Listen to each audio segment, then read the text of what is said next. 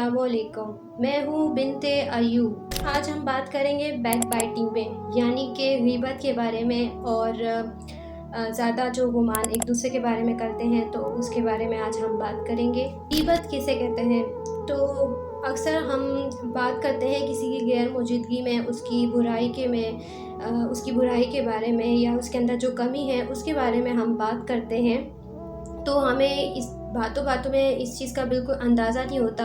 या हम इस बारे में बिल्कुल भी नहीं सोचते कि ये बुराई उसके अंदर वाक़ईतन है या नहीं,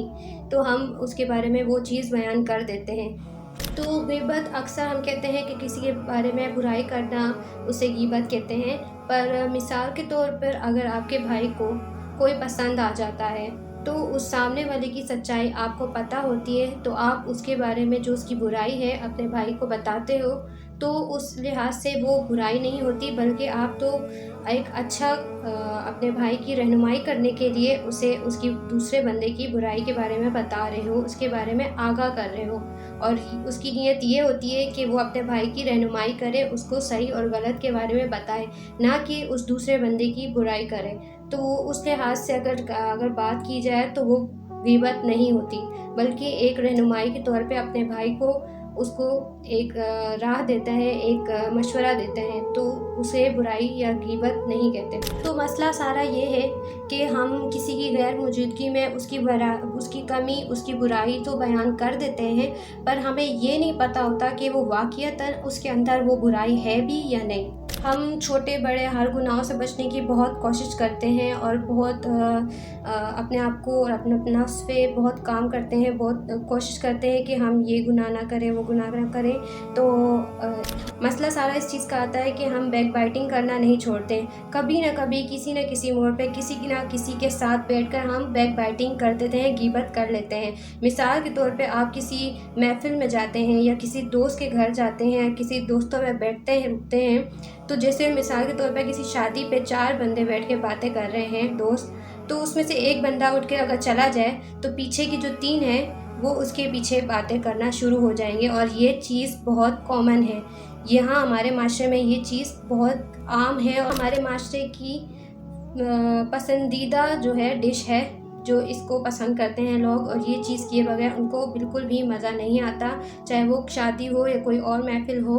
तो वही लोग जब एक साथ होते हैं, दोस्त यार या ख़ानदान वाले या कोई भी, तो वो एक दूसरे की कमियां निकालते हैं, एक दूसरे की बुराई बयान करते हैं एक दूसरे के सामने। मुंह पे तो अच्छे होते हैं, मुंह पे नहीं बोलते कुछ भी, और उसके पीठ पीछे उसकी वो कमी निकाल के, उसकी वो बुराई करके आगे बयान करते हैं। तो इसे गीबत कहते हैं कि किसी की गैर मौजूदगी में उसकी बुराई बयान की जाए, चाहे वो उसे पसंद हो या नापसंद हो। और दूसरी सूरत यह है कि आप किसी की बुराई बयान कर रहे हो, किसी की पीठ पीछे गीबत कर रहे हो, किसी और को बता रहे हो उसकी बुराई के बारे में, तो पहली बात तो ये कि आप गीबत कर रहे हो, और दूसरी गुनाह ये होगा कि अगर उसके अंदर वो बुराई ना हुई तो आपके ऊपर डबल गुनाह आ जाएगा कि आप एक तो तोहमत लगा रहे हो और दूसरा आप गीबत कर रहे हो, क्योंकि किसी ने जो अगर वो काम ना करता हुआ और आपने वो बयान कर दिया तो वो तोहमत में कहलाया जाएगा। और ज़्यादातर ये होता है कि हम किसी को पसंद नहीं करते, किसी की छोटी बुराई या कोई ऐसी गलती पकड़ कर बैठ जाते हैं और उसके पीठ पीछे बुराई करते रहते हैं और गुमान करते रहते हैं उसके बारे में, बुरा भला जिस तरह से आप गुमान करना चाहें उस तरह से कर लेते हैं। तो फिर वो चीज़ उसके बंदे के अंदर हो ना हो, पर आपको उस बंदे में वो चीज़ दिखाई देना शुरू हो जाती है। तो कुरान पाक में गुमान के बारे में और गीबत के बारे में दोनों में अल्लाह ताला ने वाज़े तौर पे फरमा दिया है। तो वाज़े तौर पर अल्लाह ताला ने कुरान में फरमा दिया है, जैसे कि गीबत के बारे में अल्लाह पाक ने कुरान मजीद में फरमाया है। सूरे हिजरत में आयत नंबर 12 में अल्लाह ताला फरमाते हैं, बहुत गुमान करने से परहेज़ करो कि बाज़ गुमान गुनाह है, और एक दूसरे का हाल का तजस्सुस ना किया करो, और ना तुम में से कोई किसी की गीबत किया करे। तो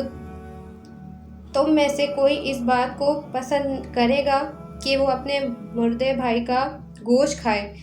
यकीनन इससे तो तुम ज़रूर नफ़रत करोगे। तो गीबत ना करो और अल्लाह का डर रखो, बेशक अल्लाह तौबा कबूल करने वाला है। تو اس صورت میں اللہ پاک نے زیادہ گمان کرنے سے منع کیا ہے اور ایک دوسرے کی غیبت کرنے سے منع فرمایا ہے۔ اور غیبت یہ بھی ہے کہ آپ کے بھائی کو کوئی آپ کی ایسی بات پسند نہیں جو آپ نے اس کی غیر موجودگی میں کی ہو اور اسے پتہ چل دے اور اسے بالکل اچھا نہ لگے اور بالکل ناپسندیدہ ہو اس کے نظر میں، بھلے اس کے اندر وہ برائی ہو، وہ کمی ہو، پر آپ نے اگر اس کی غیر موجودگی میں کسی اور سے اس کی برائی یا کمی بیان کر دی اور اس سے پتہ چل گیا کہ آپ نے وہ کمی، اس کی برائی بیان کی ہے، اس کے پیچھے غیبت کی ہے، تو وہ بھی غیبت ہی کہلائے گی۔ اور کسی کے اوپر اس طرح سے غیر سوچے سمجھے اور بلا وجہ الزام بنا ثبوت کے نہیں لگا سکتے۔ جب تک آپ کے پاس کوئی ثبوت نہ ہو، گواہ نہ ہو، تب تک آپ کسی پہ اس طرح سے فضول میں، غصے میں بھی تہمت نہیں لگا سکتے۔ تو غیبت کا جو کرنے کا عذاب ہے وہ بھی اللہ پاک نے قرآن مجید میں دوسری صورت میں فرمایا ہے۔ سورہ حمزہ میں آیت نمبر 1 سے 9 میں اللہ تعالیٰ فرماتے ہیں، ہر غیبت کرنے والے، طعنہ دینے والے کی خرابی ہے، جو مال جمع کرتا اور اس کو گن گن کر رکھتا، شاید وہ خیال کرتا ہے کہ اس کا مال اس کی ہمیشہ کی زندگی کا موجب ہوگا، ہرگز نہیں، وہ ضرور ہدامہ میں جھونکا جائے گا، اور تم کیا سمجھے کہ ہدامہ کیا ہے؟ اور اللہ کی بھڑکائی ہوئی آگ ہے جو دلوں تک پہنچ جائے گی اور دلوں تک کو جلا کر راکھ کر دے گی، بے شک وہ اس میں بند کر دیے جائیں گے۔ تو اللہ پاک نے زیادہ کسی کے بارے میں گمان کرنے سے بھی منع فرمایا ہے، اور برا گمان تو بالکل بھی ہم نہیں کر سکتے، کیونکہ اس سے اختلافات پیدا ہوتے ہیں اور مس انڈرسٹینڈنگ پیدا ہوتی ہے۔ اور غیبت کرنے کا بھی اللہ پاک نے فرما دیا کہ غیبت کرنے والا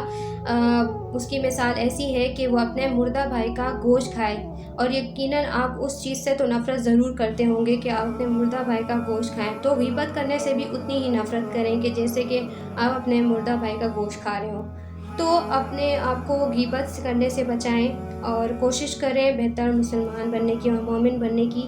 اور اپنے آپ کو ایسی محفلوں سے بچائیں جو لوگ غیبت کرتے ہیں، اور ان لوگوں کو بھی روکیں جو غیبت کرتے ہیں۔ جزاک اللہ خیر۔